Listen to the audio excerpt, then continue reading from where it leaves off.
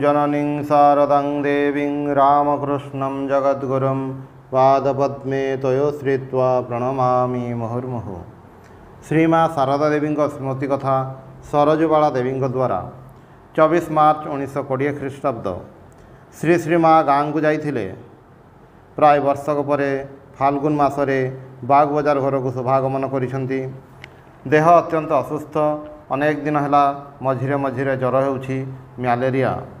श्रीचरण दर्शन करने को जाई देखिली माँ लुगा काचिबाकु जाउछंती। गाधुआ घरु बाहरी आसी कहिले, बस मु आसुछि। सर्व दक्षिणपट घरे माँकर बिछଣା परा होइथिला। प्राय 5 मिनिट पर लुगा बदलाई माँ सेठारे आसी छिड़ा हेले। श्रीचरण रे प्रणाम करिवारु मुंडरे हाथ देई आशीर्वाद कले। कहिले, बस केमिति अछ? सेवा पाई मु किछि देली। सेही टंका हाथ रे नहीं रखिले। माँ को देह देखी मोर आउ मुहरु कथा बाहरु नथिला। केवल मुह को अनाई रही और भावुछि सेही देह एमिति होई जाइछि। मो सांगरे सुमतिर दासी जाइथिला। से प्रणाम करिवार उद्योग करिवारु माँ ताकू कहिले, तुमे सेहीठारु ही कर। से द्वार मुहरु प्रणाम करी चलीगला। माँ एते दुर्बल हो जाइथिले जेपरिक कथा कहिबाकु मध्य कष्ट होउछि बोली मने ହେଲା। तले बसिछि। इतिमध्यरे रासबिहारी महाराज आसी माँ को बेसी कथा कहिबाकु मना करी गले।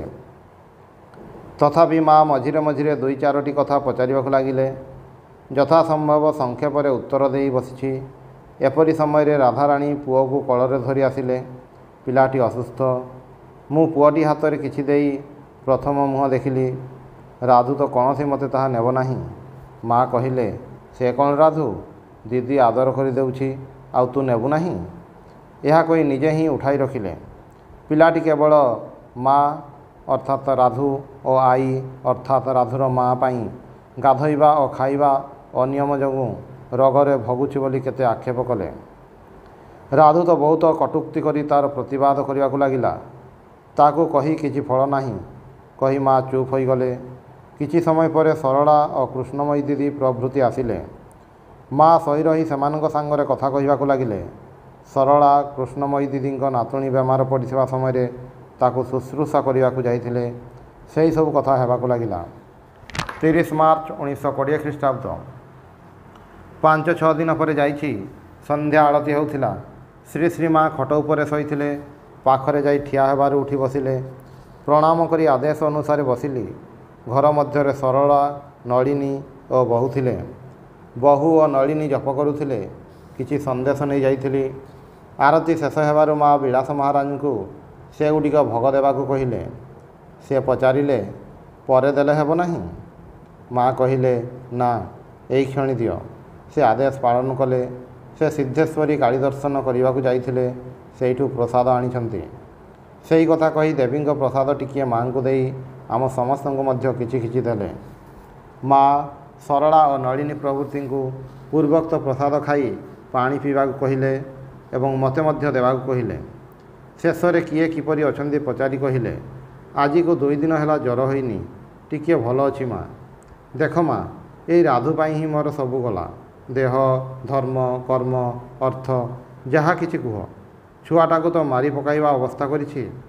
एठाकू आसी सरला हाथ में देवारु रक्षा। एबे कांजीलाल देखुछि। कांजीलाल कही देइछि जे राधु पाखरे रहिले मु चिकित्सा करि पारिबि नाही। ठाकुरंग जे कौन इच्छा, यहाँ पुणी छुआ देवा कहीं।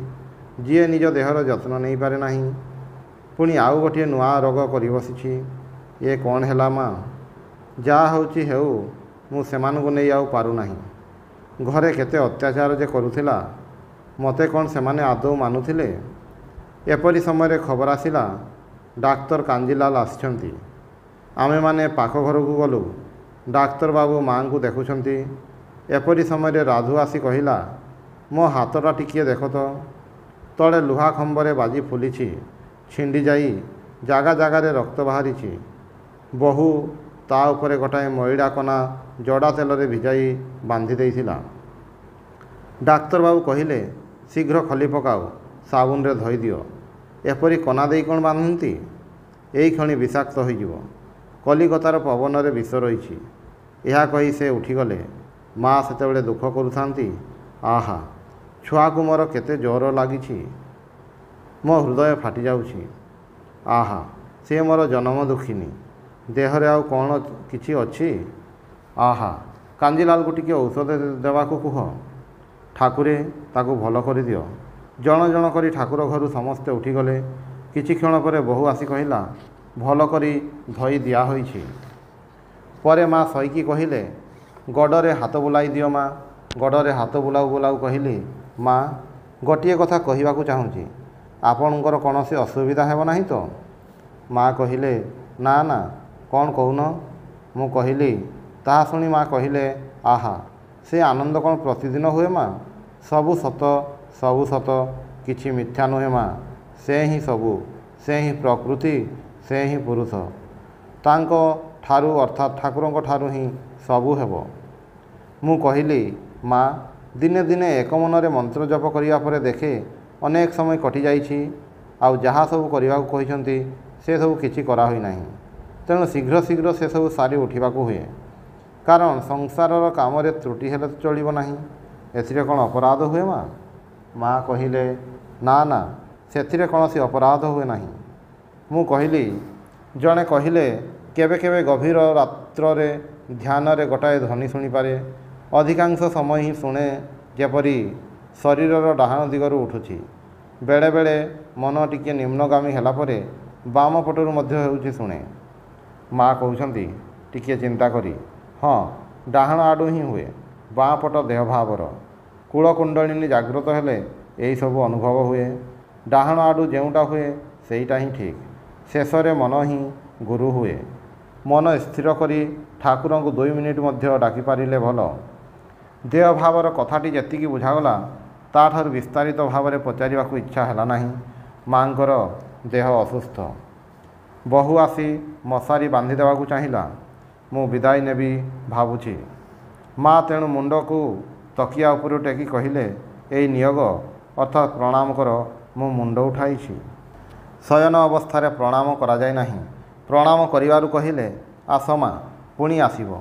ଟିକିଏ ବେଳ ଥାଉ ଥାଉ ଆସିବ। କାମଦାମ ସରୁନାହିଁ ବୋଧହୁଏ। ଦୁର୍ଗା, ଦୁର୍ଗା, ଆସ ମା, ଆସ। ବୋହୂ ମଶାରୀ ପକାଇ ଦେଇଛନ୍ତି। ତଥାପି ମଶାରୀ ଭିତରୁ ମା ଶ୍ରୀମୁଖଟିକୁ ବାହାର କରି ବିଦାୟ ଦେଉଛନ୍ତି। ଘରୁ ବାହାରି ବାରଣ୍ଡାକୁ ଆସିଲି। ସେତେବେଳେ ମଧ୍ୟ ଶୁଣୁଛି ମା କରୁଣାପ୍ଲୁତ ସ୍ୱରରେ କହୁଛନ୍ତି, ଦୁର୍ଗା, ଦୁର୍ଗା। କି ଅସୀମ ଭଲ ପାଇବା! ଯେ ପର୍ଯ୍ୟନ୍ତ ତାଙ୍କ ପାଖରେ ଥାଏ ସଂସାରର ଶକତାପ ସବୁ ଭୁଲ ହୋଇଯାଏ। ମାଙ୍କର ଦେହର ଅସୁସ୍ଥତା ସମଭାବରେ ହିଁ ଚାଲିଛି। ଦେହ କ୍ରମଶଃ ଖୁବ୍ ଦୁର୍ବଳ ହେଉଛି। ସେଦିନ ଉପରଳି ଯାଇଛି। ମା ଉଠି ପାଣି ନଳଘରକୁ ଯିବେ। କହିଲେ, ହାତଟା ଟିକିଏ ବଢ଼ାଇ ଦିଅ ତ ମା। ଧରିକି ଉଠେ। ପ୍ରାୟ ହିଁ ଜ୍ୱର ହେଉଛି। ଦେହ ଅତ୍ୟନ୍ତ ଦୁର୍ବଳ। ମା ବହୁ କଷ୍ଟରେ ଉଠିଲେ। ଉଠି ଆସି କହିଲେ, ଆରେ ଦେଖ, ଦୁଆର ମୁହଁରେ କିଏ ଗୋଟିଏ ବାଡ଼ି ରଖିକି ଯାଇଛି। କେତେ ଦିନରୁ ଭାବୁଛି ଖଣ୍ଡିଏ ବାଡ଼ି ପାଇଲେ ତା ଉପରେ ଭରା ଦେଇ ଟିକେ ଯିବା ଆସିବା କରିପାରନ୍ତି। ଦେଖ, ଠାକୁର ଠିକ୍ ଯୋଗାଡ଼ କରି ଦେଇଛନ୍ତି। ହାତରେ ଉଠାଇ ବାଡ଼ି ଖଣ୍ଡିକ ଦେଖାଇଲେ। ହସି ହସି କହିଲେ, ପଚାରିଲି, କିଏ ବାଡ଼ି ରଖିଯାଇଛି? ହେଲେ କେହି କହିପାରିଲେ ନାହିଁ। ଆଉ ଦିନେ ଯାଇ ଶୁଣିଲି ମାଙ୍କର ଏତେ କଷ୍ଟ ଦେଖି ମାଙ୍କର ସାଧୁ ସନ୍ତାନମାନେ କହୁଥିଲେ, ଏଥର ମା ଭଲ ହୋଇଗଲେ ଆଉ କାହାରିକୁ ଦୀକ୍ଷା ନେବାକୁ ଦେବୁନାହିଁ। ଲୋକମାନଙ୍କର ପାପକର୍ମର ଫଳ ନିଜ ଉପରେ ନେବାରୁ ଆପଣଙ୍କୁ କଷ୍ଟ ଭୋଗ କରିବାକୁ ପଡ଼ୁଛି। ମା ତାହା ଶୁଣି ମୃଦୁ ମୃଦୁ ହସି କହିଲେ, କାହିଁକି ଗୋ, ଠାକୁରେ କ'ଣ ଏଥର ଖାଲି ରସଗୋଲା ଖାଇବା ପାଇଁ ଆସିଛନ୍ତି? ସମସ୍ତେ ନିରୁତ୍ତର। ହାୟ ମା, ତୁମର ଏହି କରୁଣାପୂର୍ଣ୍ଣ କଥାରେ କେତେ କଥା ଯେ ବ୍ୟକ୍ତ କଲ, ମୂଢ଼ ଆମେମାନେ ତାହା କ'ଣ ବୁଝିବୁ? ଏହି କଥାରୁ ମନେ ପଡ଼ିଲା, ଜଣେ ସମ୍ଭ୍ରାନ୍ତ କୁଳର ମହିଳା କର୍ମ ବିପାକରେ ଦୁଷ୍ପ୍ରବୃତ୍ତି ପରାୟଣା ହୋଇପଡ଼ିଥିଲେ। ତେବେ ତାଙ୍କର ପୂର୍ବଜନ୍ମର ସୁକୃତି ଥିଲା। ତେଣୁ ଦିନେ କୌଣସି ସାଧୁଙ୍କ ଦୃଷ୍ଟିରେ ପଡ଼ି ସଦ୍ ଉପଦେଶ ପାଇବାରୁ ନିଜର ଦୁଷ୍କୃତି ଓ ଭ୍ରମ ବୁଝିପାରି ବିଶେଷ ଅନୁତପ୍ତ ହେଲେ ଏବଂ ସେହି ସାଧୁଙ୍କ ଉପଦେଶରେ ଦିନେ ବାଗବଜାର ଘରେ ଶ୍ରୀ ଶ୍ରୀ ମାଙ୍କ ଚରଣ ପ୍ରାନ୍ତରେ ଆସି ଉପସ୍ଥିତ ହେଲେ। ଠାକୁର ଘର ଭିତରକୁ ପ୍ରବେଶ କରିବାକୁ ସଂକୁଚିତ ହୋଇ ଦୁଆର ମୁହଁରେ ଛିଡ଼ା ହୋଇ କାନ୍ଦି କାନ୍ଦି ସେ ନିଜର ସମସ୍ତ ପାପର କଥା ମାଙ୍କ ଆଗରେ ବ୍ୟକ୍ତ କରି କହିଲେ, ମା, ମୋର ଉପାୟ କ'ଣ ହେବ? ମୁଁ ଆପଣଙ୍କ ପାଖକୁ ଏହି ପବିତ୍ର ମନ୍ଦିର ଭିତରକୁ ପ୍ରବେଶ କରିବାର ଯୋଗ୍ୟ ନୁହେଁ।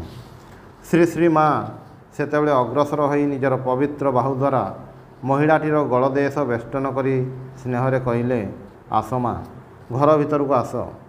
ପାପ କ'ଣ ତାହା ବୁଝିପାରିଛ, ଅନୁତପ୍ତ ହୋଇଛ? ଆସ, ମୁଁ ତୁମକୁ ମନ୍ତ୍ର ଦେବି। ଠାକୁରଙ୍କ ପାଦରେ ସବୁ ଅର୍ପଣ କରିଦିଅ। ଭୟ କ'ଣ?